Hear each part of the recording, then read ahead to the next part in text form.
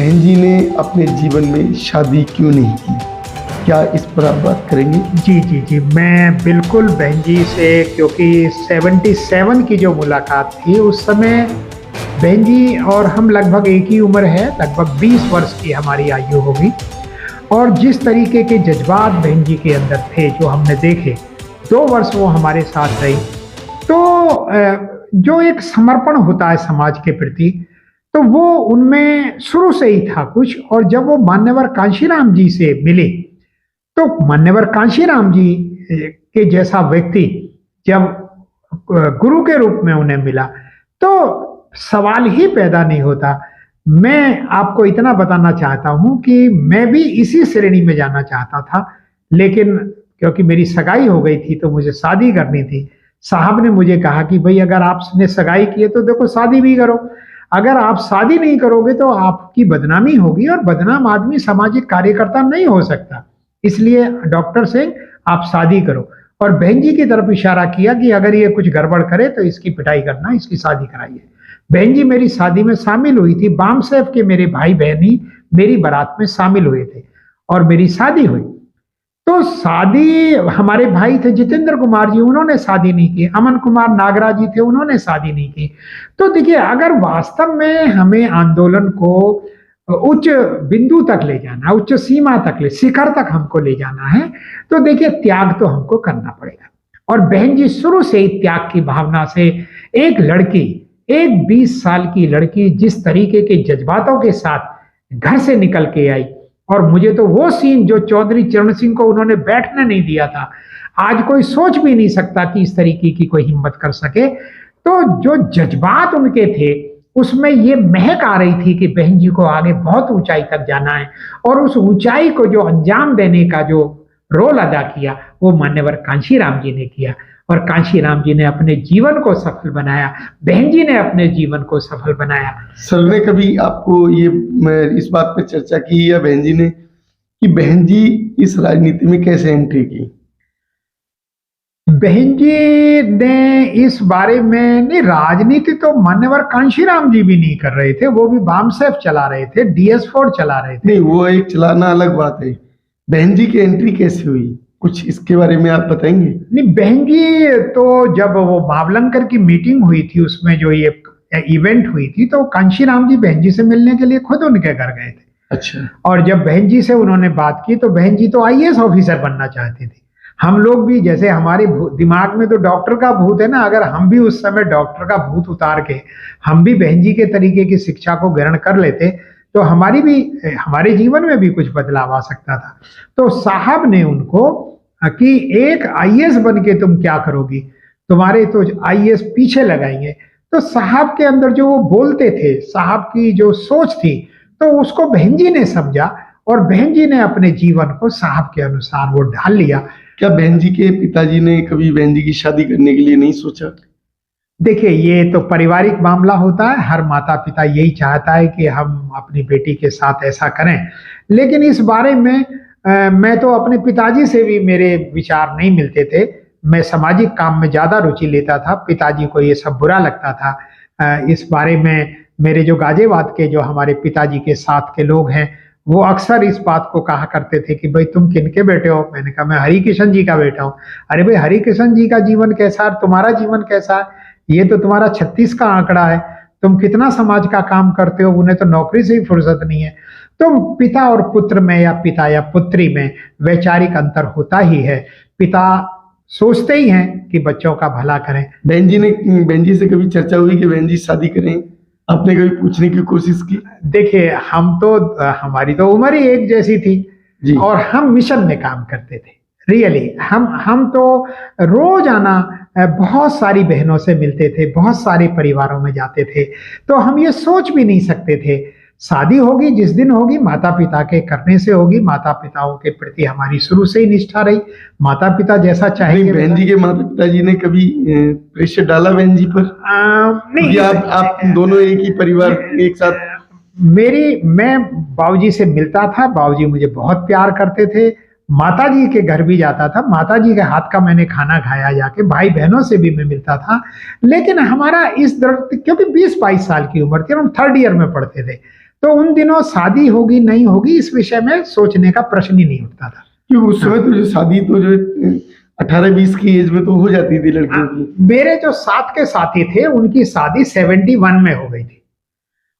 71 में, जब मैंने 10वीं पास किया था। इसके बाद हमने 73 पास में इंटर पास किया, 75 में हमने बीएससी किया, एमबीबीएस हमने 80 में किया। हमारी शादी तो 81 में हुई। और हमारे जो साथ के भाई, हमारे मुकुटलाल तोमर हैं जो बाद में एमएलसी बने, भाई नत्थू सिंह जी हमारे यहाँ ही साथ में रहते हैं, भाई ओम प्रकाश जी जो कालकागढ़ी में रहते हैं, इनकी शादी 71 में हो गई थी। तो निसंदेह उन दिनों शादी तो 14-15 साल की उम्र में ही हो जाया करती थी। हमारी शादी के बारे में भी हमारे जो दादाजी हैं वो तो बहुत इंटरेस्टेड थे।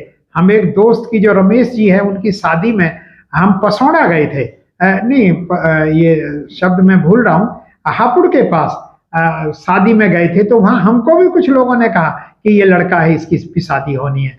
तो यहाँ आए तो दादाजी तो तैयार हो गए थे, लेकिन पिताजी ने उसको मना किया। तो हो सकता है कि बहन जी के साथ भी इस तरीके का प्रसंग रहता हो, बातचीत तो माता पिता करते ही हैं।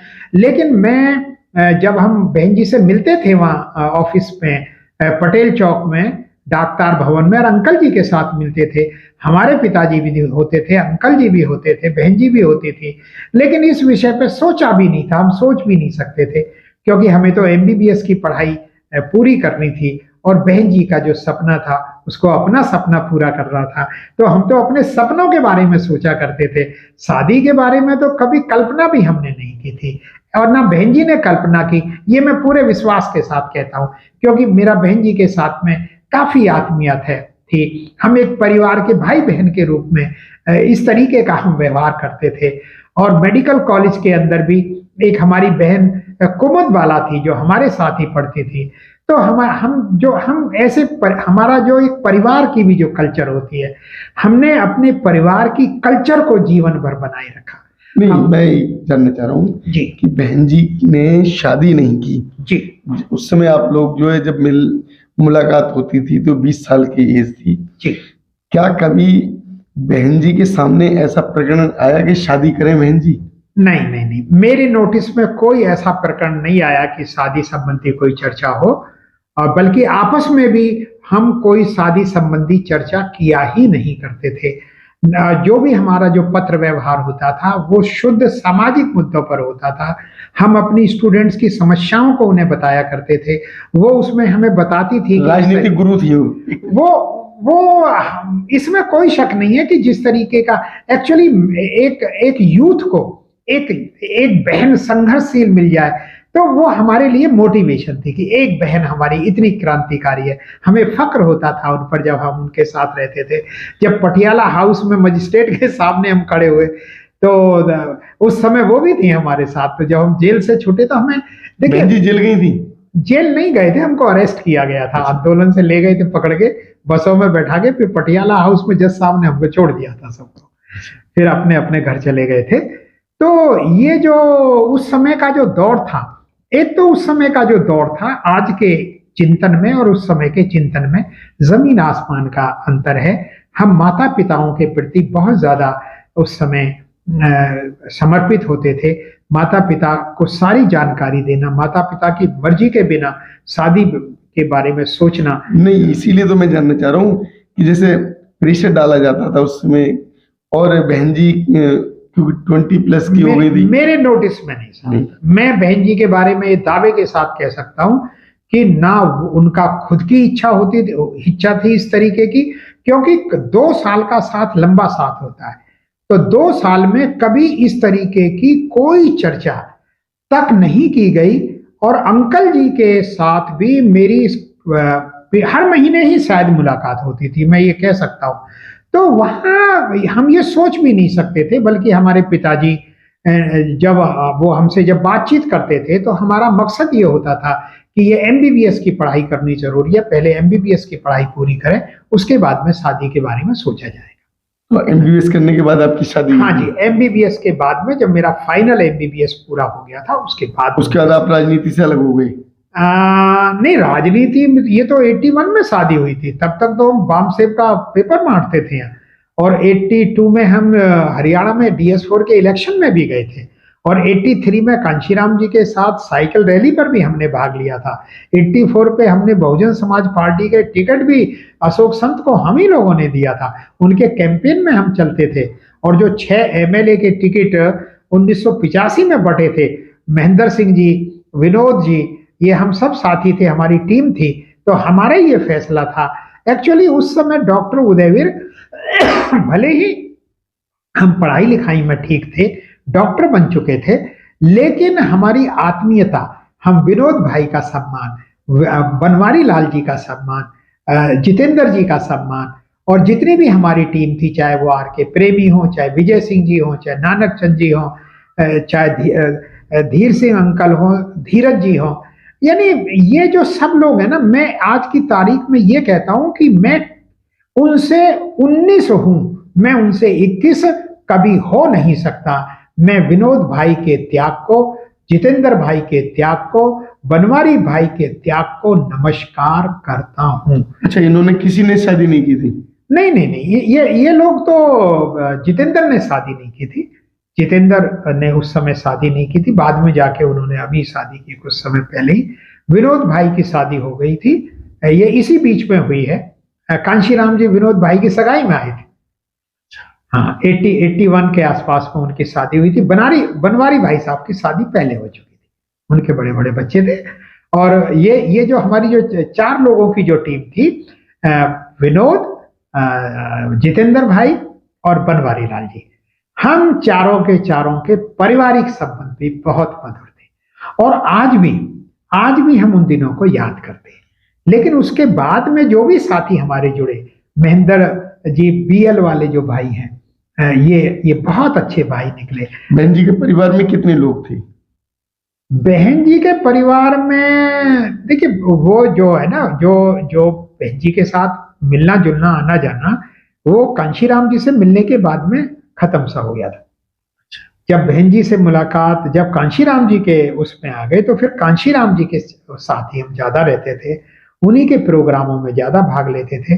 बहन जी कभी साहब के साथ आती थी, कभी साहब के साथ नहीं आती थी, लेकिन हम साहब के साथ ही ज्यादातर प्रोग्रामों में रहते थे।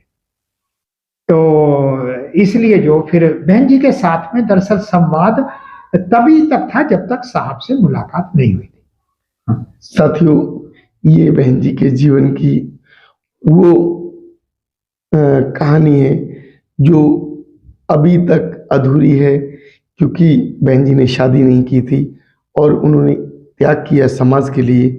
आज समाज क्या कर रहा है बहन जी के लिए, क्या कहता है बहन जी के लिए, ये आप लोग सोचें, क्योंकि त्याग कभी झूठा नहीं होता। त्याग को हमेशा ही आदर से और एक अच्छे भाव से देखना चाहिए। बहन जी के लिए कुछ लोग गलत भी शब्द इस्तेमाल करते हैं, उन शब्दों से बचना चाहिए। शिक्षा। जय भीम, नमो बुद्धाय। जय भीम, नमो बुद्धाय। आप सभी को मेरा क्रांतिकारी जय भीम, नमो बुद्धाय। और अंबेडकर मिशन के लिए बहुत बहुत धन्यवाद। आप आए, आपने पुरानी यादों को ताजा किया, और ये जो अनुभव जो मैंने लिया है, इससे मेरे बहुत सारे भाई बहनों को मोटिवेशन मिलेगा।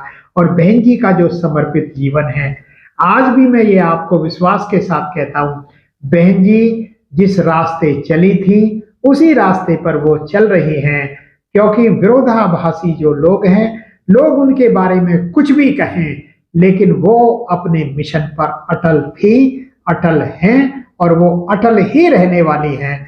लोग जो भी नेगेटिव चर्चाएं उनके बारे में करते हैं, मेरा उनसे निवेदन ये है कि बहन जी के जैसा त्याग हो ही नहीं सकता, बहन जी के जैसा साहस कोई रख ही नहीं सकता, बहन जी के जैसी सोच कोई मेरी बहन रख ही नहीं सकती।